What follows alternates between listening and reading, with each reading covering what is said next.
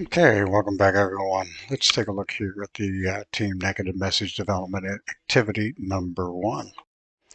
Again, as a refresher, again, or reminder, I will probably do this many times over the next few weeks, but just so you know, the opening of a negative message is not like routine. You do not front load. You do not come out and start by saying the purpose. Instead, with a negative message, we start with something neutral, maybe something positive that does not reveal the bad news. Now, it could be a one sentence, could be two sentences.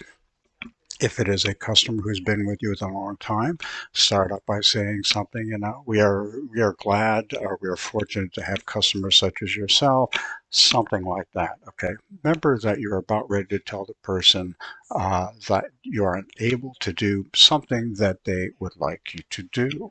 All right. And so they may already have this anticipation of a no response. So bring the tone down a little bit, calm things down a little bit with a buffer.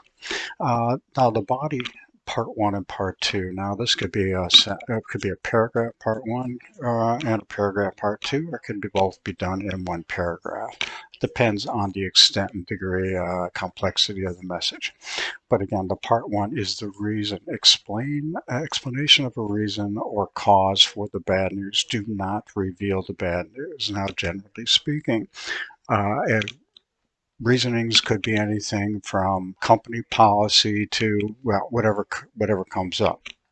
What you do not want to ever do in a negative message is use negative terms. Can't, won't, unable, not, whatever, those types of things. They could be more ambiguous. You could say limits, restricts, because those are open-ended. They mean that there are options, but maybe not as many options. So it keeps the door open.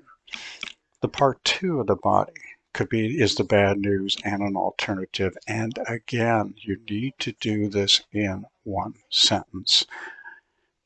So clear yet understated statement of bad news to include the alternative.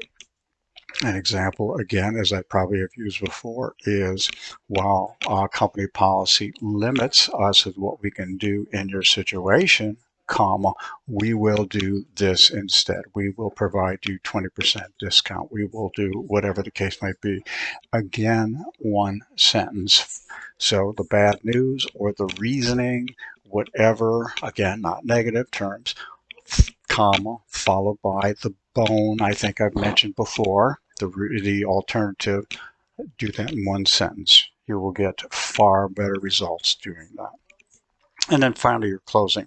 A final thought, goodwill, nothing on the bad news, because once you make that offer, that alternative, the case is closed, so to speak. Okay, I mean, you can negotiate the alternative a little bit, but the last thing you don't want someone to do is have a call for an action to come back and talk to you about the bad news. If you don't like this decision, let us know. Well, I guarantee you, if it's not what I originally asked for, I will let you know.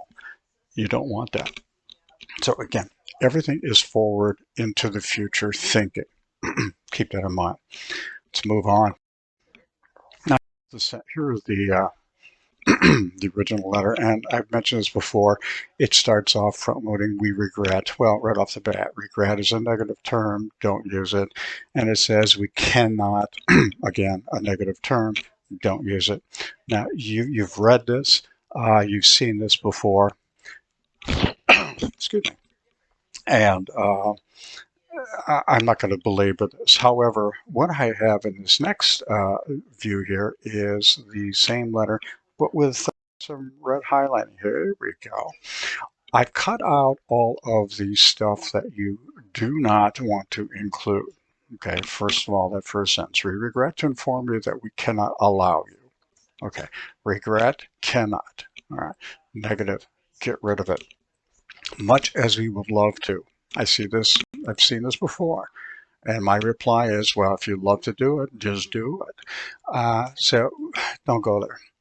Cut out the word prohibits. They're in the body. Obviously, these low prices would never be possible if you agree to many proposals such as yours. That's a slam to the customer. Because you're striving to stay in business, we cannot agree to your request. Another slam. And then finally, the very last sentence, our last part of the last sentence, one that is perhaps closer to your limited budget. Again, another slam. 3 slams. If I was Trumbo, I'd be going someplace else.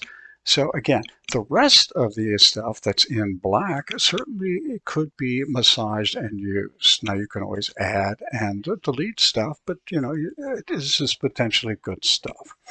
So let's take a look and see what we've got after the fact. Here we go. We're starting with a neutral statement. Actually, in this case, a positive statement. Dear Ms. Trumbo, we're happy to learn that you are enjoying the use of the Canon X1000 color copier you've been leasing for the past 16 months. Positive. All right. You set the stage, you calm things down. Let's now move on into the meat, the purpose of this whole letter. Like our many other customers, Ms. Trumbo, okay, you're not singling her out. You're letting her know that everyone is in the same boat, so to speak. You have discovered that Canon copiers supply remarkable versatility and reliability. All right, positive. She's already agreed that it works great, so repeat it. One of the reasons we're able to offer these outstanding copiers at such low leasing rates and equally low purchase prices is that we maintain a slim profit margin. We're basically telling her if we went with what you want, we go out of business. But you are saying it in a positive tone. You're setting the stage, so that's good. If our program included a provision for applying lease payments towards purchase prices, our overall prices would have to be higher. Nothing negative there, you're just telling her the facts. Okay. Although company policy, this is your this is your negative message on the bone. Although company policy limits what we can do in this situation, remember, limits is not an absolute. It's a yes or a no, black or white. It gives you the impression of options. Although company policy limits what we can do in this situation, I can offer you other Canon models that are within your price range. There you go. There's the bone. You didn't turn her off. You kind of set the stage. You told her nicely without saying no, and that there are other options. And you said within your price range instead of saying within your limited budget. There we go. The Canon 600 delivers the same reliability with nearly as many features as the top of the line Canon X1000. Bingo. There's the bone. All right. Closing. Again, let's not talk about the problem. Let's talk about the future. Please let us demonstrate the Canon 600 to your staff in your office, Ms. Trumbo.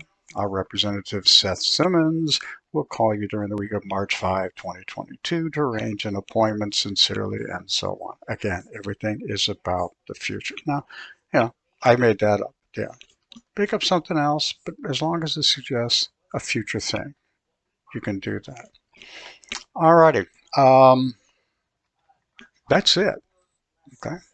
Keep this one handy. If you want to kind of mimic it for other things, be my guest. But anyways, if you have any questions on this, you know how to get a hold of me. Have a great day, and we'll talk later. Bye now.